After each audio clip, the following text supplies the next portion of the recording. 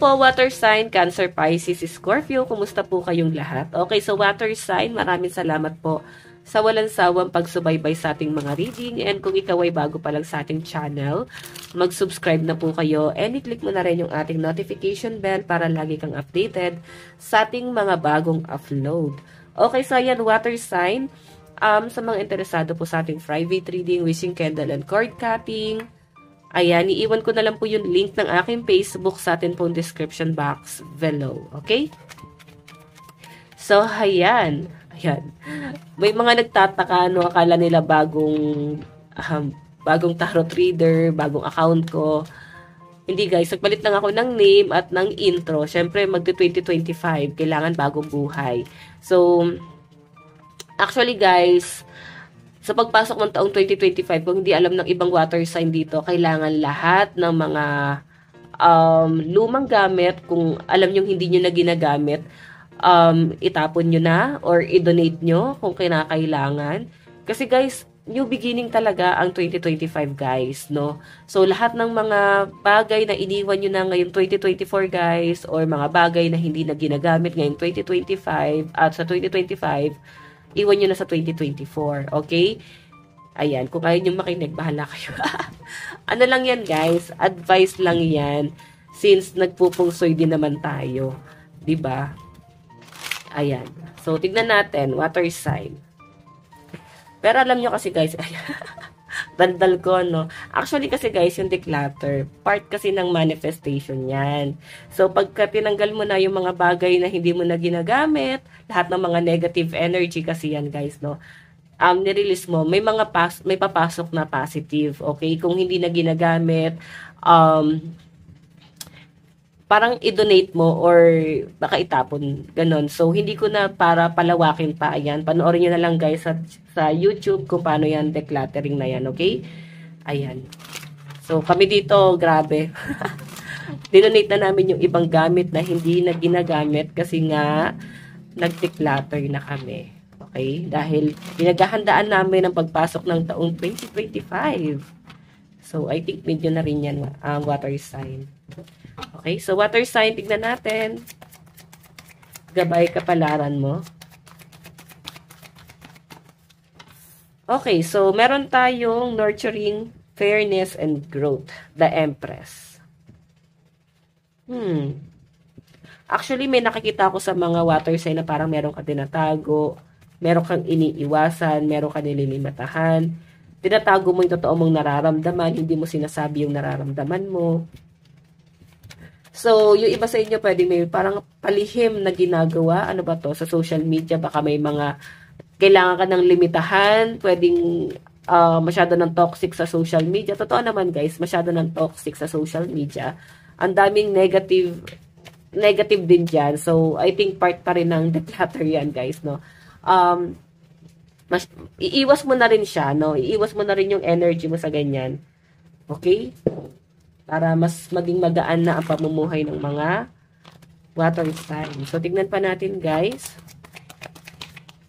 Meron tayong the world. So, water sign, may nakikita ko dito, moving forward yung energy mo, completion, wholeness, end of cycle. So, may natapos na. Actually, meron ka namang gagawin talaga at meron ka rin naman talagang plano na parang tapusin na yung mga bagay na hindi naman na nakakatulong sa'yo. Ialis na yung mga bagay na hindi naman nakakatulong sa pamumuhay mo. So, I think yung iba sa inyo, mas magpo-focus na lang kayo sa sarili nyo din, okay? Then, tignan nyo, the high priestess yung energy, yung overall energy is sacred knowledge, divine feminine, unconscious mind.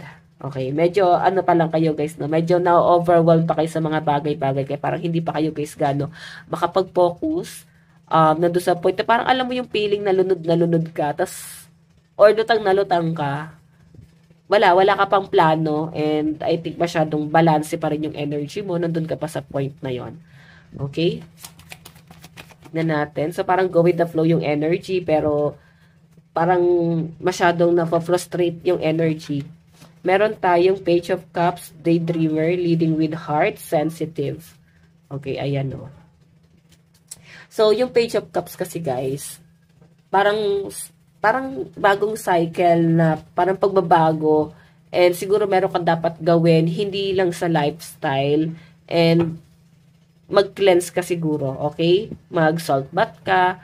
So, lahat ng mga pwedeng gawin mo para sa pagmamanifest or gawin mo siya ngayong full moon. Okay? Kasi nakikita ko guys yung energy mo. Alam mo yung parang feeling ng nanlalata.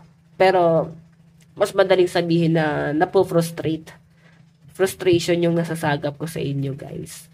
Okay? Pero wala man ako nakita masyadong malalang problema dito sa mga water signs. Parang wala, ayan, tinatamad lang, wala lang ganang gawin. Ayun o, apathy, meditation, and regret.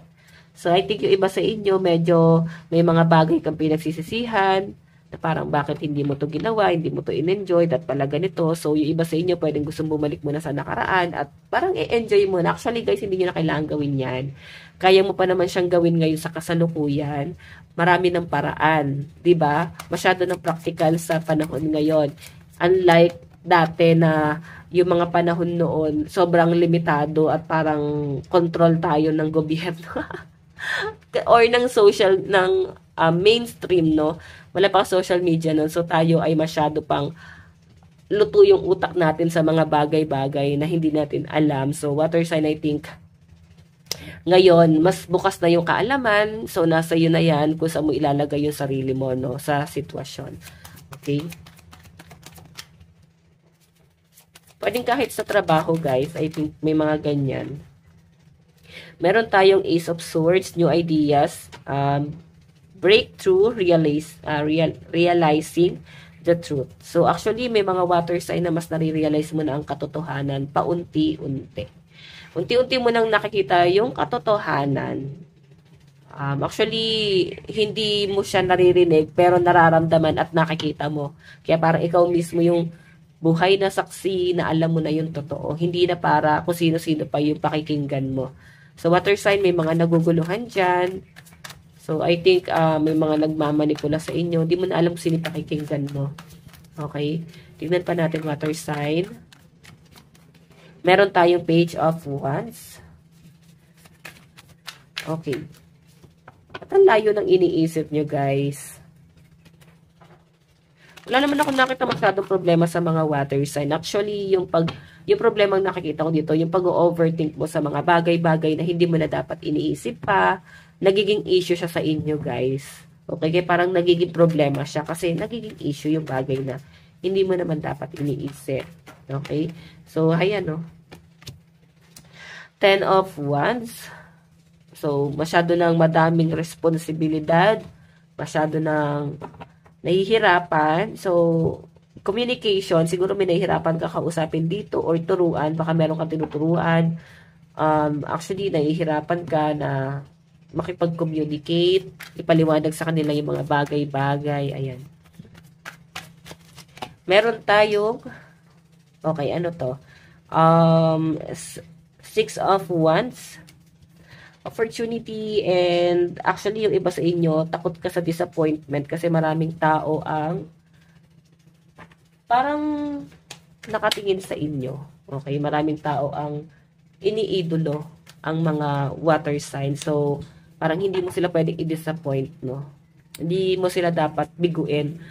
Ayan. So, okay lang guys na parang okay lang naman disappoint mo sila kung masyado kanilang hinahangaan. Ang mahalaga, buo pa rin yung peace of mind mo. So, kung mabubuhay ka, sabihin ng ibang tao, guys, tanongin mo yung sarili mo, kakayanin mo ba? Kung mabubuhay ka, sasabihin ng ibang tao para sa'yo. Diba? Kung kakayanin ba ng isip mo, sabi natin maganda yung image mo sa ibang tao, pero ikaw yung parang nagsasuffer. Okay? Kasi hindi mo nagawa yung mga bagay na gusto mong gawin, mga naiisip mo. Guys, ito sabihin ko sa inyo. Okay lang, huwag kang gumawa ng masama. Yun talaga yung masama.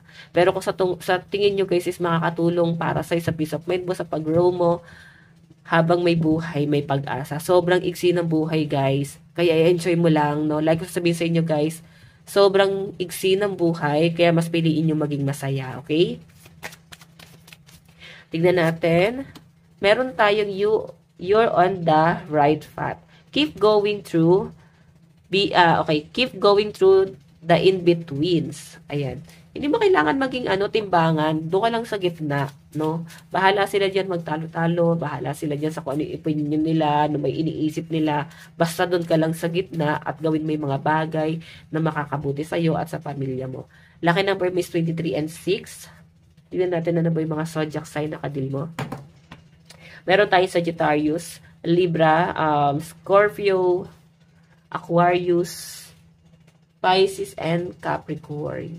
Ito lang po ang inyong reading. Maraming salamat po. Bye-bye!